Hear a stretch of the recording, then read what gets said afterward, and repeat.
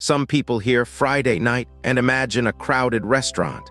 Others imagine locking the door, changing into comfortable clothes, and finally feeling their nervous system go quiet. And here is the interesting part. Loving home is not always about introversion. This is the psychology of people who love staying at home, and the biggest difference is not whether someone likes people. It is why being alone feels good. By the end, you will know the line between healthy solitude and hiding. Stay with this. First, home reduces stimulation. Psychology research on solitude shows that being alone can lower high arousal emotions. People often become less activated, less excited, but also less tense. When solitude is chosen, it can feel calming rather than empty. The psychology of people who love staying at home is really about choice. Outside, your attention is constantly negotiating. Traffic, voices, messages, social cues, plans changing, someone wanting an answer. At home, much of that disappears. The reward is not doing nothing. The reward is fewer demands competing for attention. But here is the first myth. People who love staying home are not automatically introverts. Recent diary research found something more interesting. Introversion did not consistently predict who actually valued solitude for its own sake. A stronger predictor was autonomy, feeling that your time alone was freely chosen and matched what you genuinely wanted. That changes everything. Two people can spend Saturday alone and have completely different experiences. One thinks, finally, I can read, cook, think, reset. The other thinks, I hope nobody sees how isolated I have become. Same room, same silence, different psychology. That is why the most useful question is not, do you stay home too much? It is, what happens to you when you stay?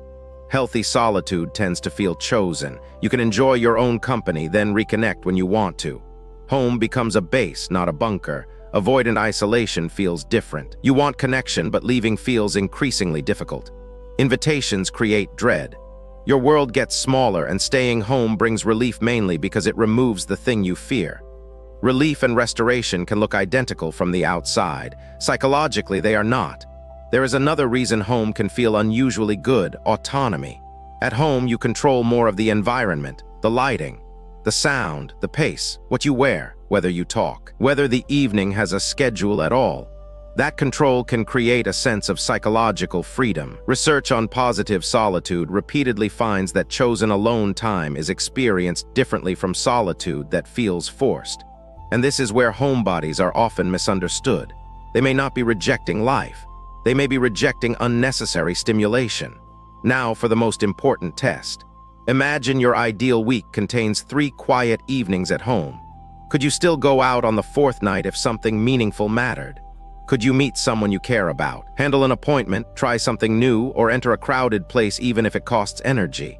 If that distinction sounds like you, subscribe, because this short psychology series is built around traits people often judge before they understand them. And tell me in the comments, does staying home restore you, or does it sometimes make leaving harder? If yes, home is probably part of your flexibility. If the answer increasingly becomes no, the issue may not be your love of home. It may be that comfort has started making decisions for you. A healthy homebody still has choice. That is the climax most introvert psychology videos miss. The goal is not to prove that staying home is superior to going out. Research on everyday solitude suggests there can be both benefits and costs. More time alone can bring peace and reduced stress, while too much unwanted isolation can undermine well-being. So the psychology of people who love staying at home comes down to one word: choice. Not laziness, not superiority, not antisocial behavior. Choice. Some people build a rich life around quiet routines, familiar spaces, hobbies, deep thinking, and a smaller number of meaningful relationships. They do not need constant stimulation to feel that life is happening. There is nothing automatically unhealthy about that. The real question is whether home expands your inner life or slowly replaces your outer one. If home gives you energy that you can carry back into the world, enjoy it. If home becomes the only place where you feel able to function, pay attention. Peace should restore your freedom. It should not become the price of avoiding everything outside your door. So tonight, if your perfect plan is no plan at all, you do not need to apologize for it. If this sounds like you, subscribe.